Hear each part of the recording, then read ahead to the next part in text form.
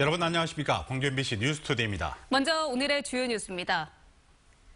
민주당 전남지사 후보 경선의 최대 승부처인 TV토론회가 어젯밤 생방송으로 진행됐습니다. 오늘부터는 당원과 유권자가 참여하는 경선이 사흘 동안 실시됩니다. 광주시의 역점 사업인 자동차 기업 유치를 담당해온 간부들이 입찰방해 혐의로 검찰 조사를 받게 됐습니다. 광주시청 안팎에서 이례적인 일로 받아들여지고 있습니다. 빛가람 혁신도시 공공기관들이 채용 규모를 확대하고 지역인재 채용도 대폭 늘립니다. 국립공원 무등산이 유네스코로부터 세계 지질공원으로 인증을 받았습니다. 민주당 전남지사 경선 예비 후보들은 어젯밤 MBC를 통해 생방송된 TV 토론에서 인구정책과 미래발전 구상 그리고 지방 분권에 대한 정책과 소신을 밝혔습니다. 장영기 기자가 정리했습니다. 전남의 시급한 당면 과제인 인구정책과 청년 일자리 창출 방안으로 시작된 공통질문에 예비 후보들은 비슷하지만 특성 있는 공약을 내걸었습니다. 국내에 거주하고 있는 동포들, 특히 외국계 동포들이 80만 명 정도가 됩니다. 이런 동포들의 이주 정책에서도 적극적으로 유도해서 우리 지역이 골고루 많은 사람들이 살 수 있도록 하겠습니다. 또 지역인재 할당제가 도입이 됩니다만은 금년도에는 18%, 앞으로 22년도에는 30%가 되는데요. 이게 자동으로 그렇게 법적으로 될까요? 도지사가 결국은 발벗고 나서야 된다. 청년의 1인 창업을 지원하고 농업의 6차 산업화를 추진하겠습니다. 셋째, 청년들을 위한 1만 원 임대주택을 추진하겠습니다. 전라도 정도 청년에 대한 전남의 정체성과 지속 가능한 발전 정책도 밝혔습니다. 호남이 가지고 있는 그런 호국 정신, 그리고 민주주의 정신, 이런 것들이 우리 지역의 정체성으로 확립될 때 우리 지역 발전과 경제 발전에 큰 밑거름이 될 것입니다. 또 SOC 문제도 대폭 확충을 해야 됩니다. 이런 것들을 할 수 있으려면 정도 새천년 이제 문재인 대통령 각부 장관들과 직통으로 통할 수 있는 후보가 돼야 된다. 일과 삶이 조화를 이루기 위해서는 첫 번째 출산, 두 번째 보육, 세 번째 교육, 네 번째 건강, 다섯 번째 일자리, 여섯 번째 노후 문제가 잘 밸런스를 맞출 수 있을 때 예비 후보들은 지방 분권에 대한 각자의 소신도 강조했습니다. 지역균형발전세가 도입이 돼야 된다. 지역균형발전세가 도입이 돼서 함께 가는 모든 지방의 역량이 함께 가야 제대로 된 지방 분권이라고 이렇게 생각을 합니다.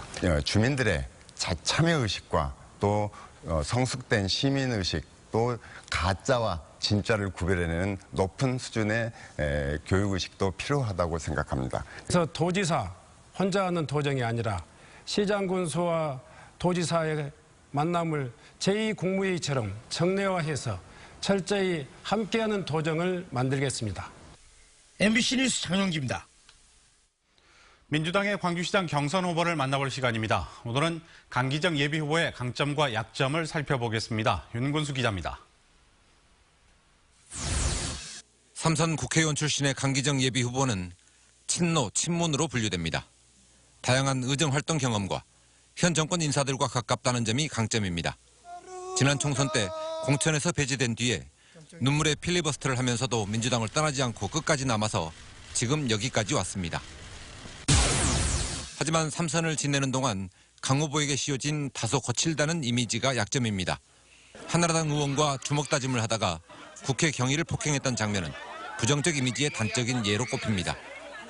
이 사건을 포함해서 국회의원 시절에 공무집행 방해와 상해 등으로 2차례 벌금형을 받기도 했습니다.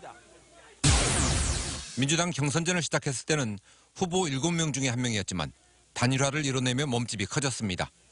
선두 추격의 발판도 마련했습니다. 전직 남구청장과 광산구청장을 껴안으며 당원들의 표심을 두루 잡을 수 있는 기회도 만들었습니다. 다만 민형배, 최영호 두 전직 구청장이 강 후보를 지원한다고 해서 지지자들까지 그대로 옮겨가리란 보장은 없습니다. 또 단일화는 혼자서는 역부족이었다는 반증이고 경쟁자를 겨냥한 네거티브 선거전이 자칫 역풍으로 이어질 수도 있습니다. MBC 뉴스 윤근수입니다. 오늘도 어제만큼 따뜻하겠습니다. 하지만 하늘이 점차 흐려지기 시작하겠는데요. 오늘 밤 남서해안에서 비가 내리기 시작해 내일은 광주와 전남 전 지역으로 확대되겠습니다. 내일 우리 지역은 10에서 50mm가량의 비가 내리겠고요.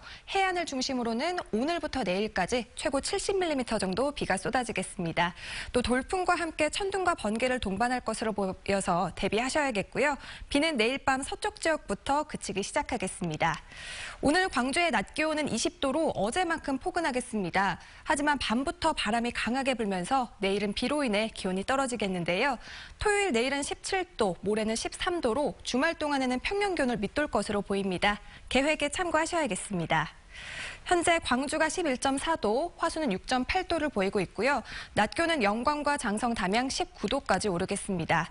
목포의 낮 기온 18도, 강진은 17도로 어제와 비슷하거나 1도가량 낮겠습니다. 곡성이 21도, 구례가 19도, 보성은 17도로 예상됩니다. 날씨였습니다. 광주시 감사위원회가 광주시청 간부 등 4명에 대해 검찰에 수사를 의뢰했습니다. 이례적인 일로 받아들여지고 있는데 수사 대상은 모두 자동차 기업 유치를 담당해온 핵심 인물들입니다. 김인정 기자입니다. 지난 2월 초 광주 그린카진흥원은 법무법인 선정을 위한 입찰 공고를 냈습니다. 자동차 기업 유치와 법인 설립에 필요한 법률 자문을 받는다는 이유였습니다. 입찰 결과 우선 협상 대상자로 선정된 곳은 서울의 한 대형 로펌, 사업비는 1억 7천만 원이었습니다. 그런데 광주시 감사위원회 감사 과정에서 수상한 사실들이 드러났습니다. 감사위원회는 입찰 공고를 내기도 전에 이미 특정 법인과 과업 내용이나 평가 기준 등을 협의했고 이를 바탕으로 입찰을 진행한 사실을 확인했다고 밝혔습니다. 공고를 낸 그린카진흥원의 오모 원장과 로펌의 전담 변호사가 특정 고등학교 동문인 사실도 확인됐습니다. 감사위원회는 이 같은 행위가 입찰 방해에 해당한다며 여기에 연루된 오 원장과 자동차 밸리위의 신모 부위원장, 그리고 광주시청 간부 공무원 2명을 검찰에 수사 의뢰했습니다. 이에 따라 광주시도 그린카진흥원장이 최근 제출한 사표 수리를 보류했습니다. 한편 감사위는 이번 감사에 단초가 된 자동차 밸리위원회의 기부금 부정 사용 의혹에 대해서는 진위를 확인하는 데 한계가 있었다고 밝혔습니다. MBC 뉴스 김인정입니다. 이명박 정부 시절 비판적인 네티즌을 색출하는 군의 블랙팬 활동과 관련한 경찰 개입과 정부 정책을 옹호하는 댓글 공작 개입 등을 수사 중인 경찰이 광주지방경찰청 등을 상대로 압수수색을 벌였습니다. 광주지방경찰청에 따르면 경찰청 특별수사단은 어제 광주경찰청과 부산경찰청 등의 보안계 사무실을 압수수색하고 이명박 정부 시절 내부 보고서와 공문 등을 포함한 서류를 확보했습니다. 경찰은 압수물 분석을 마치는 대로 본청 지휘부와 실무자 등을 상대로 댓글 공작 경위와 목적 등을 확인할 계획입니다. 어린이집 교사가 아동을 학대했다는 주장이 제기돼 경찰이 내사에 들어갔습니다. 광주 서부경찰서는 광주 쌍촌동의 한 어린이집 교사가 5살 아동의 머리채를 잡고 밀치는 등 아동을 학대했다는 학부모의 주장이 제기돼 내사를 벌이고 있다고 밝혔습니다. 경찰은 정식 고소장이 접수되면 CCTV와 해당 교사를 상대로 정확한 경위를 조사할 방침입니다. 지방선거를 앞두고 모 정당 출마 예정자들이 주민들에게 식사를 제공했다는 신고가 접수돼 경찰이 확인에 나섰습니다. 나주경찰서에 따르면 지난 10일 나주 봉안면의 한 식당에서 주민 70여 명이 모여 식사를 하는 자리에서 모 정당 나주시장 출마 예정자와 시의원 출마 예정자 등이 식당을 방문해서 식사를 대접하려 했다는 신고가 나주시 선관위에 접수됐습니다. 경찰은 해당 출마 예정자들이 공직선거법상 금지된 식사를 제공했는지 여부를 확인하고 있습니다.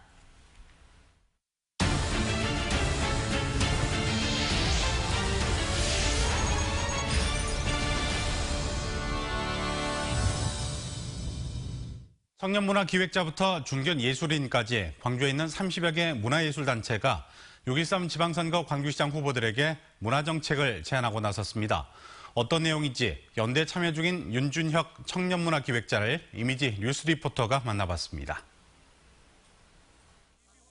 기자님 안녕하세요. 네, 반갑습니다. 네, 귀한 시간 내주셔서 고맙습니다. 네. 6.13 지방선거 문화정책연대에 참여를 하고 계신데요. 이 연대의 목적이 뭐고 또 어떤 분들이 모였는지 궁금합니다. 저희가 일단 문화라는 것이 그 예술인들만의 것이 아니라 시민 모두가 향유하는 공공재적인 성격이 좀 강하다고 봅니다. 그래서 전반적인 시민의 문화권 향상을 위해서 모이기도 했고요. 예를 들어 홍성남 작가의 세월호월 사건 같은 지난 보수 정권 10년 사이에 광주의 문화 생태계가 많이 파괴됐다고 보고 시민들이 직접 참여해서 이런 생태계를 좀 복원하고자 하는 목적으로 모였고요. 저희 이 협의체에 참여하고 있는 단체들은 그러니까 크게 협의체는 광주문화도시협의회, 그리고 광주예총, 상상실현 네트워크 이 세 개의 협의체 아래 39개 더 단체 정도가 모여서 저희가 활동을 하고 있습니다. 이전 선거 때도 예술인들이 문화 관련 정책을 제언한 걸로 알고 있는데 이번처럼 이렇게 청년들이 직접 참여한 건 처음이죠? 일단 정책 제언에 있어서 계층의 좀 다양성을 확보하는 측면에서 청년들의 목소리가 필요하기도 했고요. 저희 청년들 내부에서도 이런 앞으로 정책 제언이라든지 아니면 정책 활동에 적극 참여하고자 하는 그런 의지들이 반영이 된 것 같습니다. 그러면 문화연대가 시장 후보들에게 요구하는 게 뭔가요? 문화부 시장제 도입과 함께 기본적으로 문화예술인들의 인권을 개선해주는 그런 인권 조례 부분, 그다음에 시민들, 특히나 이제 장애인이나 문화 요건에서 이제 배제된 사람들을 위해서 그런 문화시설 인프라를 확충하는 부분이 있을 것 같습니다. 문화 인권에 대해서 이야기를 해주셨는데 광주는 참여정부 때부터 문화 중심도시 조성이 추진이 되고 있었고요. 또 광주 시민들도 광주 하면은 문화도시 이렇게 인식을 하고 있잖아요. 기획자로서 광주는 좀 어떤가요? 시민과 기획자를 조금 분리해야 될 것 같은데요. 시민으로서 느끼는 것은 콘텐츠의 부재 때문이지 되게 일회성 행사가 많아졌다라는 느낌이 좀 들고요. 기획자로서는 저희가 이제 정책 제언에도 말을 했었는데 위탁 사업이 아니라 민경보 사업이라는 게 있습니다. 거기서 이제 기획자의 인건비를 책정할 수 없게 되어 있는데요. 사실상 이제 문화 상품이나 문화 활동에서 가장 많은 부가가치를 창출하는 부분이 예술인들 혹은 기획자의 그런 창작 활동이라고 봅니다. 근데 이 창작 활동을 노동으로 인정해 주지 않는 것이죠. 그래서 광주가 문화 도시인 만큼 이런 인건비 책정에 있어서 선례를 보이는 것도 나쁘지 않겠다 싶어서 그리고 이왕 선례를 보일 거라면 시민과 좀 협치를 하면 어떨까라는 마음에서 제안을 했습니다. 지방선거까지 앞으로 2달 정도 남았습니다. 이렇게 문화예술인들이 원하는 정책을 민선 7개 반영하기 위해서 앞으로 어떻게 해가실 생각이십니까? 일단 저희가 제안한 내용들을 10대 핵심 정책으로 해서 각 캠프 후보자들에게 전달한 상태고요. 저희가 이제 15일 정도의 그 캠프들로부터 답변을 받아서 검토 후에 17일 정도에 정책을 얼마나 수용을 할 것인지 수용도 조사를 할 예정입니다. 그리고 나서 재차 발표를 할 생각이고요. 저희가 이 연대체를 꾸릴 때 저희가 다짐을 했던 것이 단순 정책 제언에서 끝나는 것이 아니라 이런 정책들을 얼마나 수용하고 있는지 그리고 정책에 반영하고 있는지를 철저히 감시하고 감사해서 정말 문화도시 광주를 만들겠다라는 그런 다짐이 있었습니다. 오늘 좋은 말씀 고맙습니다. 네, 감사합니다. 네, 최악의 청년 실업난 속에서 지역의 청년 구직자들에게 반가운 소식 전해드리겠습니다. 빛가람 혁신도시 공공기관들이 채용 규모를 확대하고 지역 인재 채용을 늘립니다. 어제 열린 공공기관 합동 채용 설명회를 이계상 기자가 취재했습니다.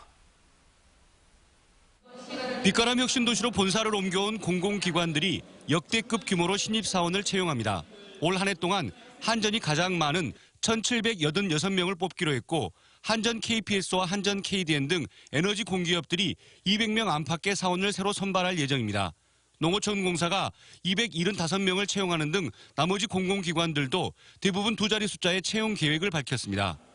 이들 기관은 전체 선발 인원 가운데 18%, 470여 명을 광주 전남 지역 출신의 인재로 뽑을 예정입니다. 농어촌 지역에 거주하신 학생들을 이제 40% 선발을 하거든요. 그러다 보니까 그 지역 인재뿐만 아니라 그 농어촌 지역에 거주한 인재들이 채용할 수 있는 그런 기회가 될 수 있을 것 같습니다.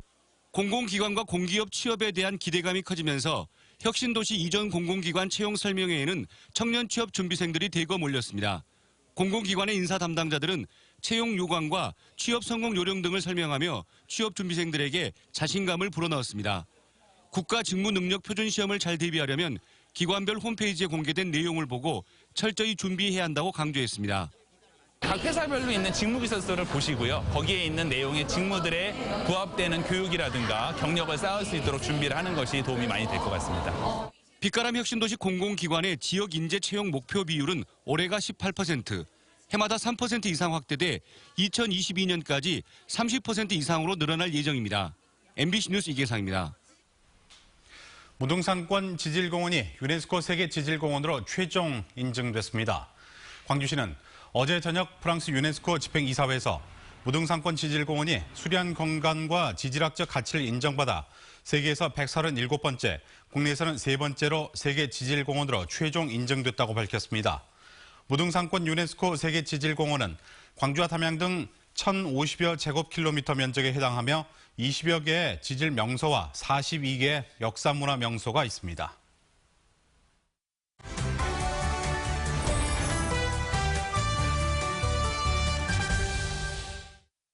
네, 주말에 가볼 만한 곳을 알려드리는 금요일 이슈인 투데이 시간입니다. 오늘은 홍어축제가 열리는 나주 영산포로 여러분을 안내합니다. 네, 정수정 여행 작가님 나와 있습니다. 안녕하세요. 네, 어서 안녕하세요. 오십시오. 네. 네, 홍어축제가 벌써 올해로 11회째를 맞고 있습니다. 네. 소개를 해주시죠. 네, 영산포 홍어축제가 4월 13일 오늘부터죠. 15일 일요일까지 영산포 둔치공원 일원에서 펼쳐집니다. 네. 이 유채꽃과 영산강 황포독배를 향연을 주제로 열리는데요.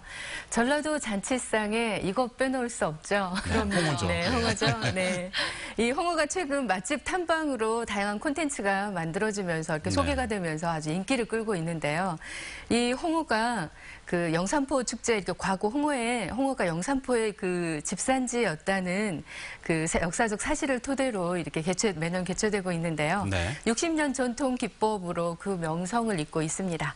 코끝 톡 쏘는 알싸한 맛, 지금 나주로 출발해 볼까요? 네, 저는 뭐 홍어 언제나 항상 좋아하는데 네. 그러면 축제장에서는 어떤 즐길거리가 있을까요? 네, 홍어 홍보관에서 다양한 홍보에 대한 정보도 얻고요. 그리고 또 홍어 시식왕 제가 좀 참여해보고 싶은데요. 오, 네. 홍어 예쁘게 썰기, 그리고 또 홍어 탑쌓기 경연, 그리고 홍어 연 만들기, 그리고 또 홍어 연 그리기, 그리고 또 집불공예 등 다양한 체험들이 있고요. 여기에 또 나주하면 이 천연 염색을 빼놓을 수가 없잖아요. 네네. 그래서 천연 염색 체험까지 다양한 볼거리와 함께 즐길 거리로 아주 풍성합니다. 아, 정말 많네요. 네. 그 어른들은 홍어를 많이 좋아하시고 또 아이들은 못 먹는 아이들도 분명히 있을 것 같은데 네, 맞습니다. 어른들이 아이들에게 홍어의 매력을 알려주면 상당히 좋을 것 같습니다. 네. 자, 이렇게 홍어 축제가 영산포에서 열리는 이유에 대해서 좀 더 자세하게 말씀을 해주시죠. 네, 1363년 고려 공민왕 때인데요. 외구의 잦은 침입으로 인해서 흑산도와 인근 영산도에서 주민들을 강제로 이주를 했다고 해요. 네. 지금의 영산포 지역으로 이주해와 살면서 영산포에서 홍어가 이렇게 시작이 되었다고 하는데요. 영산도에서 잡은 홍어를 이렇게 백기를 통해서 운반해 오는 과정을 통해서 다른 생선들은 다 상했는데요. 홍어도 물론 이렇게 상하긴 했는데 그 상한 홍어를 먹었더니 배탈이 없었더라라고 해서 예. 이 홍어가 이때부터 시작이 되었는데요. 이 영산포 사람들이 그 이후에 이렇게 홍어를 자연스럽게 이렇게 삭힌 홍어를 먹게 되었다고 합니다. 이후 지금까지 600여 년 동안 다양한 홍어 요리가 이렇게 개발이 되었는데요. 지금은 이렇게 홍어 튀김, 그리고 또 홍어전, 애탕, 또 홍어찜까지, 그리고 또 요즘 요맘때 아주 맛있는 향긋한 미나리. 네. 네네. 이 미나리와 함께 새콤달콤하게 무쳐 먹는 회무침까지 아주 다양한데요. 이 회무침이 지금 입맛을 돋구기엔 최고인 것 같죠? 그렇습니다. 그럼요. 네. 봄이니까요. 네. 네. 그리고 또 지금 유채꽃이 만발을 했잖아요. 네. 정말 경치가 아름다울 텐데 이 작가님이 경치를 즐길 수 있는 꿀팁 주신다면 어떤 게 있을까요? 네, 이 영산강을 따라서 노란 유채꽃뿐 아니라 지금 영산강에 너울너울 황포대배가 이렇게 띄워져 있습니다. 그 멋진 풍광을 즐기기에 가장 좋은 방법이라고 하면 저는 자전거를 추천하고 싶습니다. 네, 이 영산강 자전거길을 따라서 자전거를 달리는 기분, 우리 그 코끝으로 이렇게 들어오는 달달한 유채향과 함께 더불어서 이 연두빛으로 물들어오는 산과 들녘의 그 아름다움과 그리고 그 기운을 마음껏 담아오는 시간으로 좋을 것 같은데요. 여기에 또 나는 자전거가 없어서 안 돼라고 생각하시는 분들을 위해서 꿀팁을 드리면 여기 영산강 둔치공원 일대에 자전거 대여점이 또 있습니다. 네네. 그러니까 그곳에 안전하게 주차를 하시고 자전거를 타고 이렇게 즐기는 여행도 좋을 것 같고요. 그리고 또 요새 우리 그 미세먼지다 황사다고 해서 네. 봄 입맛을 잃으신 분들이 많이 있잖아요. 그래서 그분들은 홍어축제에 들러서 이 알싸한 홍어의 맛을 즐기면서 입맛도 찾아오시고요. 그리고 또 무엇보다 황포 돛배를 따라서 우리가락에 덩실덩실 뱃놀이도 즐기고 오는 시간으로 다녀오면 굉장히 좋을 것 같죠? 네. 저도 한 가지 좋은 정보를 드려야 될 것 같은데 혹시 네. 자전거가 없으신 분은 요즘에 그 대리운전 하시는 분들이 많이 타고 다니잖아요. 네, 전동 퀵보드도 네, 타고 다니시면 좋을 것 같습니다. 네. 네, 오늘 여러 가지 좋은 말씀 고맙습니다. 네, 감사합니다. 감사합니다.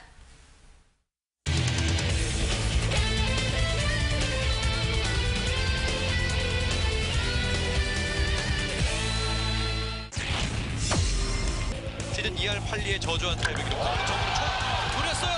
좌익스테이로 넘어갑니다. 정구르의 투런포 잘 맞았어요. 연소합니다. 양성호 그리고 송강민마저 마지막 코너를 돕니다. 그리고 홈으로 들어옵니다. 어쨌든 기아가 빨리 따라가야 되는데요. 직선 타로 좌측 잡자 넘어갑니다. 안채호 선수가 순식간에 홈런으로 추격의 시동을 걸었습니다. 송강민 때렸습니다. 좌중간 쪽 완전히 둘로 갈라버립니다. 여유있게 이영규 그리고 양성호마저 전력 질주로 홈으로 들어옵니다. 2점 더 추가 됐습니다.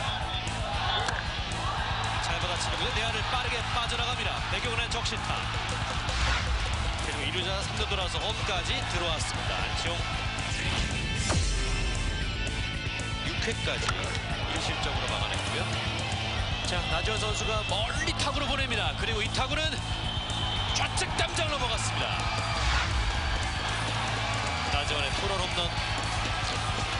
경기 요소에 의미 없는 어떤 동작은 없습니다. 분명히 앞으로의 어떤 경기 큰 자양분이 될 수 있는 타구였어요. 그렇습니다.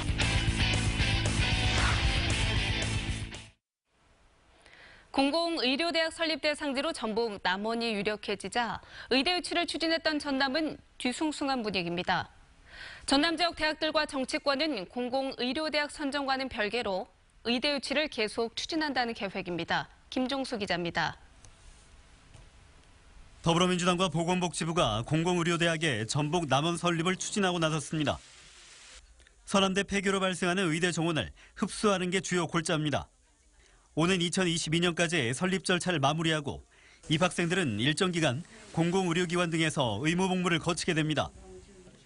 이와 같은 당정 협의 결과가 발표되자 의대 유치를 추진하고 있던 지역 분위기도 뒤숭숭합니다. 지자체와 시의회 등과 연대해 의대 유치를 추진했던 순천대는 결정에 수긍하면서도 내신 아쉬움도 드러냅니다. 아쉬움이 남는 것은 사실입니다. 다만 동부 지역의 그 낙후된 의료 서비스를 개선할 수 있도록 그 학교와 지역사회가 함께 의과대학이 유치될 수 있도록 노력하겠습니다. 전남 지역 정치권의 반응도 속속 나오고 있습니다. 애초 의대 유치를 공약했다가 보건의료대 관련 법안을 발의한 이정현 의원은 지역의 균형 발전 차원에서 신중한 결정을 요구했고 윤소아 의원 역시 공공의료대학 설립과 의과대학 유치는 별개 사안이라며 지속적인 노력을 기울이겠다고 밝혔습니다. 특히 이번 달 목포대 의대 유치 타당성 조사가 예정돼 있고 순천대도 조만간 관련 요격을 추진할 계획이어서 결과에 관심이 모아지고 있습니다. 하지만 각계의 이해관계가 얽혀있는 의대 정원 확대 논의가 지지부진한 상황에서 이번 당정의 결정이 의대 설립을 위한 쟁걸음에 걸림돌이 되지 않을까 지역 내 허탈감이 커지고 있습니다. MBC 뉴스 김종수입니다. 민중당의 윤민호 광주시장 예비후보가 고등학교 무상교육을 시행하겠다고 공약했습니다. 윤민호 예비후보는 무상급식과 무상교복, 무상등록금 등의 공약을 지키는데 1년에 883억 원 정도가 들어간다며 의지만 있다면 얼마든지 시행이 가능하다고 밝혔습니다.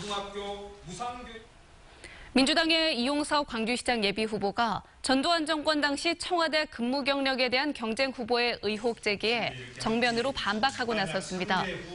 이용섭 예비후보는 기자회견에서 당시 재무부 장관의 파견 명령에 따른 것으로 자신에게는 선택권이 없었을 뿐만 아니라 5.18과 관련해서 부끄러운 일을 한 적도 없다고 반박했습니다. 또 전두환 정권 때 모든 호남 출신 공직자들이 사표를 던져야 옳았느냐고 반문하며 근거 없는 비방을 중단해달라고 요구했습니다. 세월호 참사 4주기를 맞아서 광주와 전남 지역에서 다양한 추모 행사가 열립니다. 광주시교육청은 내일 5.18 민주광장에서 청소년과 시민 1000여 명이 참여하는 추모 문화제를 열고 시민단체들은 내일부터 사흘 동안 분향소를 운영합니다. 세월호 4주기 16일엔 세월호 광주시민 상주 모임이 주관하는 추모 문화제가 기억하라 행동하라라는 주제로 오후 5시부터 5.18 민주광장에서 열립니다. 진도 팽목항 분향소 앞에서도 오늘 16일 오후 4시 16분부터 세월호 4주기 팽목항 추모 문화마당이 열립니다. 오늘도 어제만큼 따뜻하겠습니다. 하지만 날이 점차 흐려질 것으로 보이는데요. 오늘 밤 남서해안에서 비가 내리기 시작해 내일은 광주와 전남 전 지역으로 확대되겠습니다. 내일 우리 지역 10에서 50mm가량의 비가 내리겠고요. 해안을 중심으로는 오늘부터 내일까지 최고 70mm 정도 비가 쏟아지겠습니다. 돌풍과 함께 천둥과 번개를 동반할 것으로 보여서 미리 대비하셔야겠고요. 비는 내일 밤 서쪽 지역부터 그치기 시작하겠습니다. 오늘 광주의 낮 기온은 20도로 어제만큼 따뜻하겠습니다. 하지만 밤부터는 바람이 강하게 불겠고 내일 비로 인해서 기온이 떨어지겠는데요. 내일은 17도, 모레는 13도로 주말 동안 평년 기온 밑돌 것으로 보입니다. 계획에 참고하셔야겠습니다. 현재 광주가 11.4도, 영광이 7.3도를 보이고 있고요. 낮 기온은 광주 20도, 장성과 담양 화순 19도까지 오르겠습니다. 목포가 18도, 강진 17도로 어제와 비슷하거나 1도가량 낮은 기온 예상되고요. 곡성이 21도, 구례가 19도, 순천과 광양은 18도로 예상됩니다. 오늘 오후부터 당분간 전 해상을 중심으로는 바람이 강하게 불고 물결이 높게 일겠고요. 또 남해상을 중심으로는 오늘 밤부터 내일까지 돌풍과 함께 천둥과 번개가 치겠고 안개도 자욱할 것으로 예상됩니다. 내일 이후로는 맑아지겠고요. 다음 주에도 포근하겠지만 큰 일교차는 대비하셔야겠습니다. 날씨였습니다.